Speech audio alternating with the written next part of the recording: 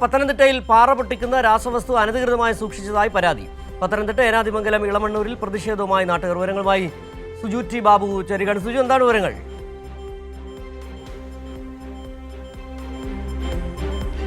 സിജു, വളരെ ഗൗരവമുള്ളൊരു വിഷയമാണ് ഇപ്പോൾ പുറത്തു വന്നിരിക്കുന്നത്. നമുക്ക് കാണാം ഈ ഇതര സംസ്ഥാന തൊഴിലാളികൾ താമസിക്കുന്നത്, അതായത് ദൃശ്യങ്ങളിൽ നമുക്ക് കാണാൻ സാധിക്കും. ഗ്യാസ് സ്റ്റൗ, അതായത് ഗ്യാസ് ഉപയോഗിക്കുന്നുണ്ട്, അടുപ്പുണ്ട്, ഗ്യാസ് ഉണ്ട്. ഇത്തരമൊരു മുറിയിലാണ്, തൊട്ട് സമീപത്തെ മുറിയിലാണ് സ്ഫോടക വസ്തുക്കൾ എന്ന് കരുതുന്ന രാസവസ്തുക്കളുടെ വലിയൊരു ശേഖരണം ഇപ്പോൾ നാട്ടുകാർ, CITU തൊഴിലാളികൾ, BMS, INTUC എല്ലാം തൊഴിലാളികൾ സംയുക്തമായി വന്നപ്പോൾ കണ്ടെത്തിയിരിക്കുന്നത് വളരെ ഗൗരവമാണ്. കാരണം തൃശ്ശൂരിലെ സംഭവം നമ്മുടെ മുമ്പിലുണ്ട്. ഏതെങ്കിലും തരത്തിൽ ഇവിടുന്ന് ഒരു തീപ്പൊരി പടർന്നാൽ മതി, വലിയ ഒരു സ്ഫോടനം ഉണ്ടാകാൻ സാധ്യതയുണ്ട്.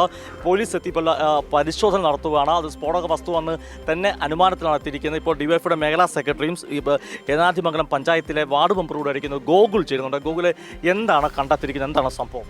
ഇവിടെ രാവിലെ വന്ന തൊഴിലാളികളാണ് ഒരു സുരക്ഷാ മാനദണ്ഡങ്ങളും പാലിക്കാതെ ജലാറ്റിൻ സ്റ്റിക്ക് ഉള്ള മാരകമായ സ്ഫോടന വസ്തുവാണ് ഒരു സുരക്ഷാ മാനദണ്ഡവും പാലിക്കാതെ ബംഗാളികൾ, അതിഥിത്തൊഴിലാളികളായ തൊഴിലാളികൾ ഇത് ചുമ്മി യാതൊരുപരമായ സുരക്ഷാ മാനദണ്ഡവും ഇല്ലാത്ത ഈ കെട്ടിടത്തിൽ, നമുക്കിപ്പോൾ ഇങ്ങോട്ട് തന്നെ നോക്കിയാൽ കാണാം, ഇവിടെ അടുത്ത് ഗ്യാസ് കുറ്റി ഇരിക്കുകയാണ്. ഇവിടെ പാചകം ചെയ്യുന്ന ഒരു ഏരിയയാണ്. ഇതിനോട് തൊട്ട് ചേർന്ന് തന്നെയാണ് ഈ ഇത്രയും ഭീകരമായ ഈ എക്സ്പ്ലോസീവ് ഐറ്റംസ് ഇവിടെ കൊണ്ട് വെച്ചിരിക്കുന്നത്.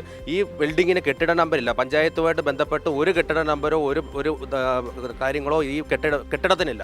യാതൊരുപരമായ സുരക്ഷാ മാനദണ്ഡങ്ങൾ രാജ്യ സുരക്ഷയെ തന്നെ ബാധിക്കുന്ന വലിയൊരു പ്രശ്നമാണ് ഇവിടെ നടക്കുക. കാരണം അതിഥി തൊഴിലാളികളാണ്, ഇവിടുന്ന് വരുന്നവരാണെന്ന് നമുക്ക് പറയാൻ പറ്റത്തില്ല. ഇവർ ഈ രാത്രിയിൽ ഇവിടെ മദ്യപിച്ചും പല പ്രശ്നങ്ങളും ഉണ്ടാക്കുന്ന ആയിരുന്നു. ഇവർ ഇത് എടുത്ത് ഉപയോഗിച്ച് ഇവരുടെ താല്പര്യത്തിനനുസരിച്ച് ഇത് ഉപയോഗിക്കാൻ തുടങ്ങി കഴിഞ്ഞാൽ ഈ നാടിൻ്റെ അവസ്ഥ എന്തായിരിക്കും? ഇതിൻ്റെ ഉടമസ്ഥ, ഈ പാറമടയുടെ ഉടമസ്ഥ ലൈസൻസി എന്ന് പറയുന്നത് ഒരു ആലപ്പുഴ സ്വദേശിയാണ്. പക്ഷേ അയാൾക്ക് ഇതുമായിട്ട് യാതൊരു ബന്ധവുമില്ല. ഇത് നടത്തുന്നത് എനിക്കറിയാൻ സാധിച്ചത് സജിന്നോ ചാർലിന്നൊക്കെ പറഞ്ഞ ആൾക്കാരാണ്. ഇവർ ഈ പെരുമ്പാവൂരും ഈ നാടുമായിട്ട് യാതൊരു ബന്ധവുമില്ല. ഒരു കമ്മിറ്റ്മെൻറ്റും നാടുമായിട്ട് കമ്മിറ്റ്മെൻറ്റും ഇല്ലാത്ത ആൾക്കാരാണ്.